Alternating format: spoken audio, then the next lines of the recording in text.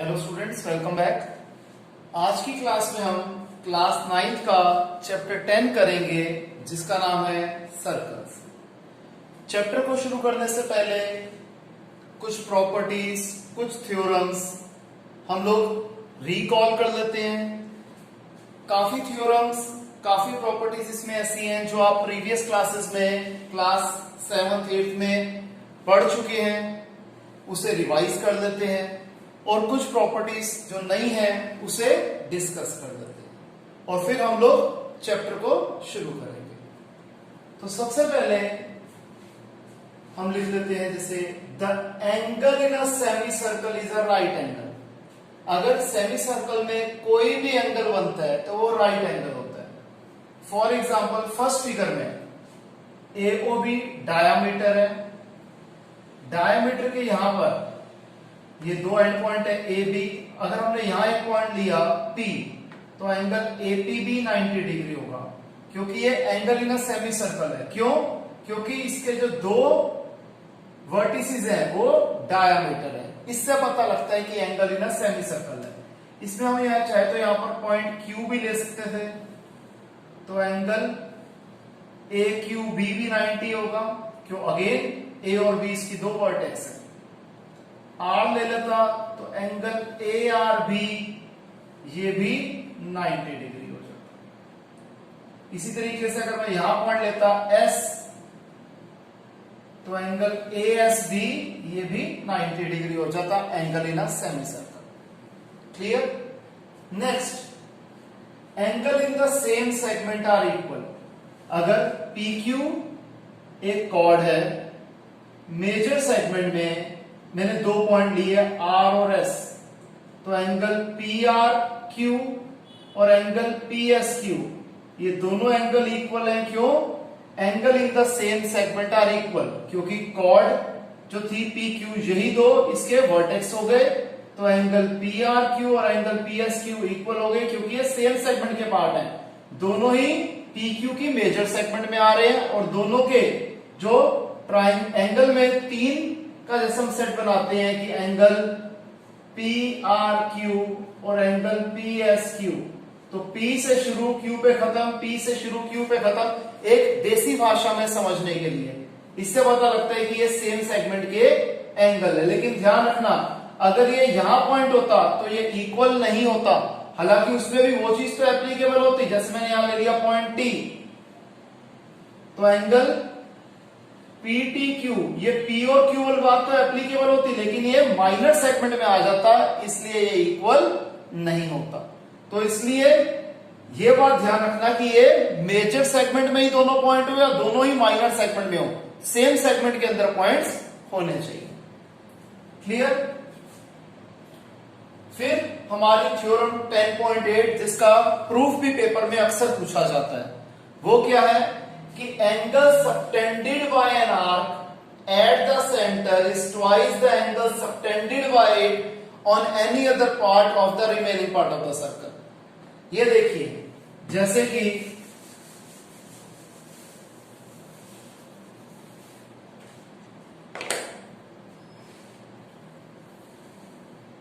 एक ये सर्कल बना लिया, पॉइंट O बना लिया, AB मैंने एक कॉर्ड बना ली, एंगल AOB बनाया जा रहा है सेंटर पे,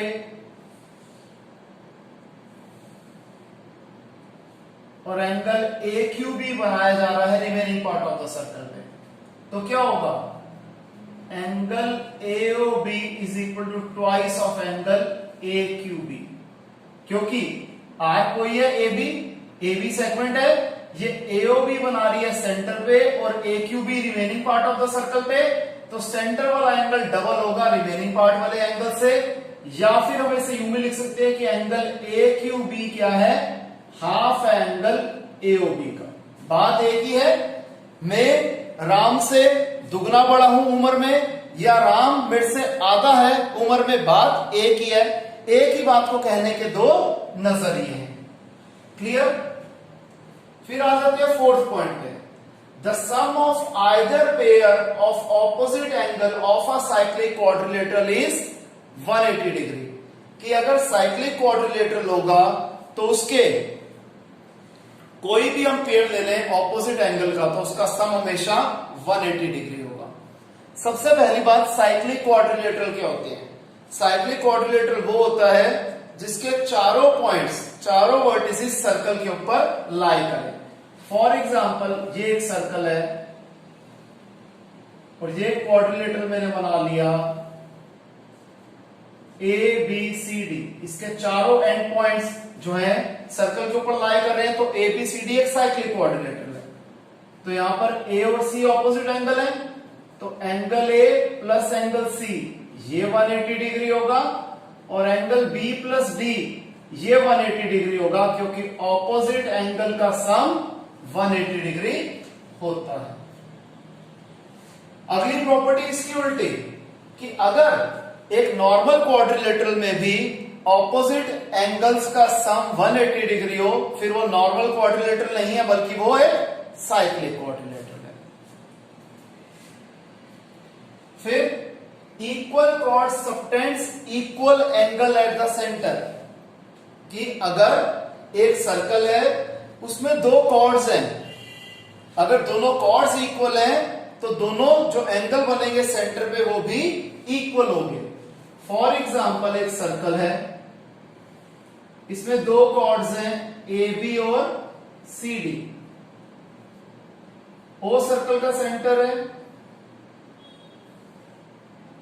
तो यहां पर हम क्या देखेंगे कि अगर ए बी और सी डी बराबर है तो एंगल एओबी और एंगल सीओडी इक्वल होंगे। क्लियर? कि अगर कॉर्ड्स इक्वल हैं तो सेंटर पे एंगल बराबर बनाएगी, और इसका उल्टा, अगर दो कॉर्ड्स सेंटर पे बराबर एंगल बना रही हैं तो दोनों कॉर्ड्स भी इक्वल हैं। ठीक है जी। अब सेम चीज दूसरे तरीके से भी हम कर सकते हैं कि अगर दो कॉन्ग्रुएंट सर्कल्स हैं, कॉन्ग्रुएंट सर्कल्स इनका रेडियस सेम होती है, तो उसमें क्या हो जाता है, उसका भी आपको थोड़ा सा कॉन्सेप्ट बता देता हूं। ये सेम चीज हमारी यूज होगी एग्जाम्पल्स में, थ्योरम में, कि अगर ए बी और सी डी दो इक्वल कॉर्ड्स हैं,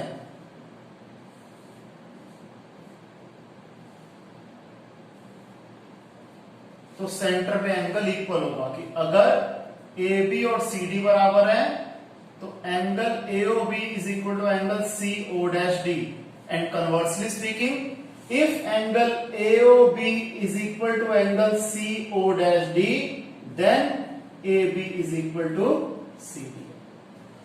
clear students? Next, perpendicular from the centre bisects the chord. कि अगर एक सर्कल है, ये है हमारे सर्कल का सेंटर, ये एक कॉर्ड है ए बी ओ, अगर ओपी ए बी के परपेंडिकुलर है तो क्या होगा, P मिड पॉइंट होगा ए बी का, perpendicular from the centre bisects the cord.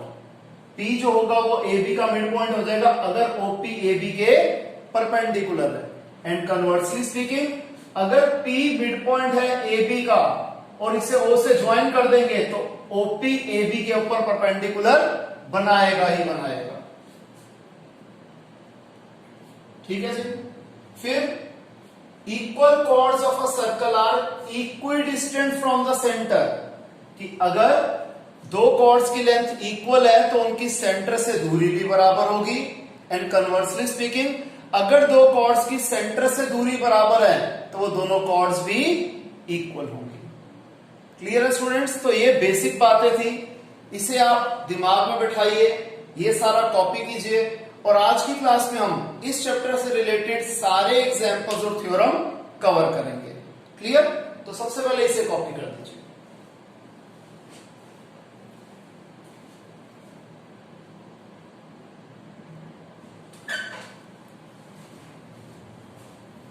तो आइए स्टूडेंट्स, सबसे पहले हम करते हैं थ्योरम 10.1। थ्योरम 10.1 कहती है equal chords of a circle subtends equal angle at the centre, कि अगर दो कॉर्ड्स जो है एक सर्कल की इक्वल हैं तो सेंटर पे इक्वल एंगल बनाएंगे, यानी कि अगर ए बी और सी डी इक्वल है, ठीक है जी, तो एंगल एओबी और एंगल सीओडी भी इक्वल होगा। सबसे पहले हमने ट्राइंगल लिए एओबी एंड सीओडी, ओए और ओसी बराबर है रेडियस ऑफ द सर्कल, ओबी और ओडी बराबर है again radius of the circle, और एबी और सीडी बराबर है गिवन। तो ट्रिपल एस कॉन्ग्रुएंसी से दोनों ट्राइंगल कॉन्ग्रुएंट होंगे, तो angle AOB is equal to angle COD CPCT. Theorem 10.2 इसकी उल्टी है कि अगर दो कॉर्ड्स इक्वल एंगल बना रही है सेंटर पे, तो दोनों कॉर्ड्स भी इक्वल होंगे। हमें दिया हुआ है angle AOB is equal to angle COD है, हमें प्रूफ करना है कि एबी और सीडी इक्वल है। मैंने ट्राइंगल लिए एओबी एंड सीओडी, ओए और ओसी बराबर है रेडियस, ओबी और ओडी बराबर है रेडियस, और angle AOB is equal to angle COD given. अब यहां पर एस ए एस से दोनों ट्राइंगल कॉन्ग्रुएंट हो गए, जब कॉन्ग्रुएंट हो गए तो A B is equal to C D CPC. Clear? इसे कॉपी कीजिए।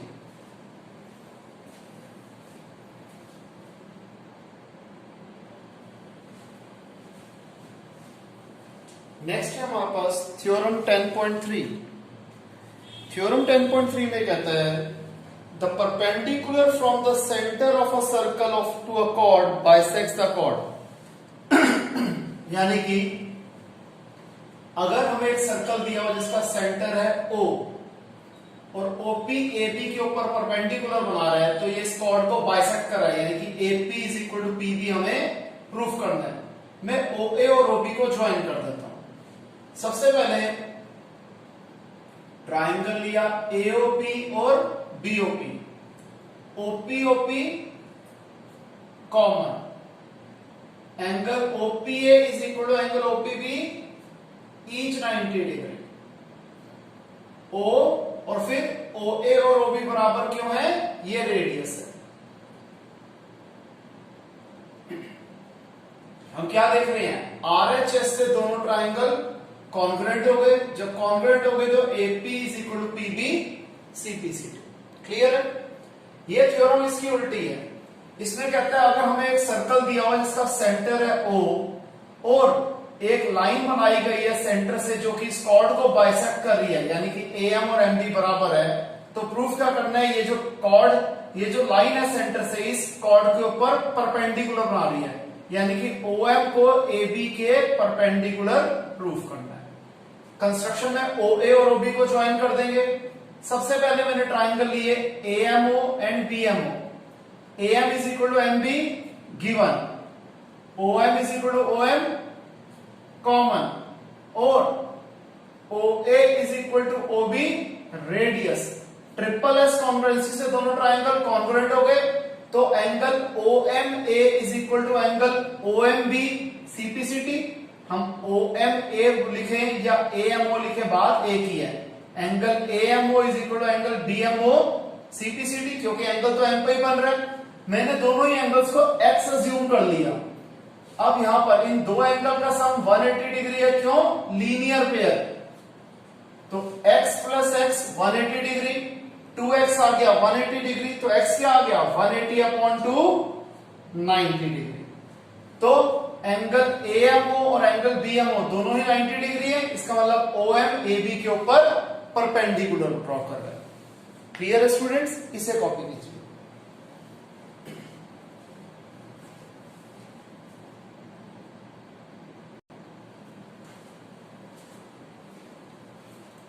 अब इस चैप्टर की सबसे इंपॉर्टेंट थ्योरम जिसका प्रूफ अक्सर पेपर में आ जाता है कि angle subtended bye an arc eight the centre is twice the angle subtended bye it on any other part of the remaining part of the circle. यानी कि यहां पर हम तीनों केसेस बना लेते हैं। आप एक केस से समझो कि एक सर्कल है, सेंटर है O। फर्स्ट केस में PQ माइनर आर्क है, सेकंड केस में PQ सेमी सर्कल है, और थर्ड केस में PQ मेजर आर्क है, जो कि एंगल POQ बना रहा है सेंटर पे और PAQ बना रहा है remaining part of the circle पे।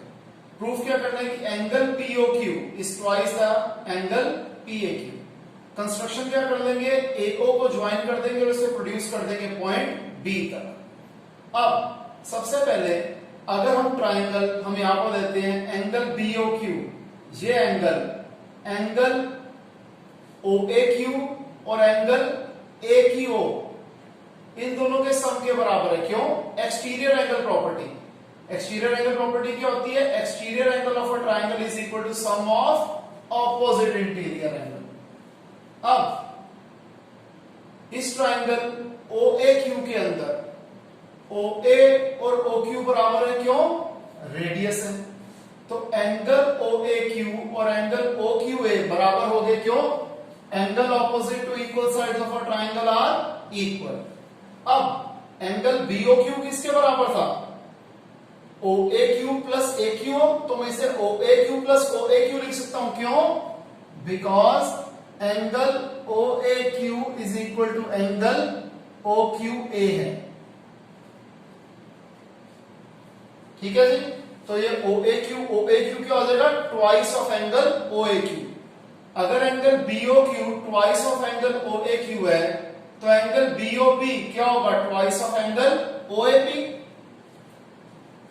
ये हो गई इक्वेशन 1, ये हो गई इक्वेशन 2। इन दोनों इक्वेशन को ऐड कर दो। Angle BOQ plus angle BOP left side पे आ जाएगा, राइट साइड पे क्या आ जाएगा? Twice of angle OAQ plus twice of angle OAP। अब angle BOQ plus angle BOP क्या हो जाता है? एंगल POQ बन जाता है। इसमें से ट्वाइस कॉमन आ गया, OAQ और OAP क्या आ जाएगा? PAQ आ जाएगा। लेकिन थर्ड केस में हम POQ की जगह लिख देंगे reflex of angle POQ। Clear है स्टूडेंट्स? तो यहां पर हमारे इस चैप्टर की सारी प्रॉपर्टीज और थ्योरम हमने डिस्कस कर ली। इसे आप आराम से कॉपी कर लीजिए। किसी को कोई डाउट हो तो लाइव क्लास में हम उस डाउट्स को क्लियर कर देंगे। Okay students, bye, take care.